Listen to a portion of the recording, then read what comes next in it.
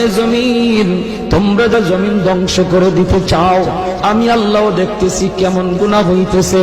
যেই মানুষে আমি আল্লাহ এত আদর করে বানাইলাম, আসমান আল্লাহ বানাইছেন কুন ফায়াকুন বইলা, ফেরেশতা আল্লাহ বানাইছেন কুন ফায়াকুন বইলা, জমিন আল্লাহ বানাইছেন কুন ফায়াকুন বইলা, কিন্তু আমারে আপনারে আল্লাহ পাক কুন ফায়াকুন বইলা বানায় নাই।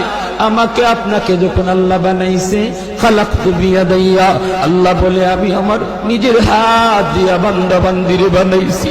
কারণ এই চেহারার মধ্যে এত দামি কপাল, ওই কপাল দিয়া বান্দা আমার কুদরতি কদমে সেজদা দিবে। এই কপালটার এত দাম, এই কপাল কুন ফায়াকুন বললে হয় না, এই কপাল ফেরেশতাদের হাতে বানাইলেও হয় না, আমি আল্লাহ নিজের হাতে বানাইছি।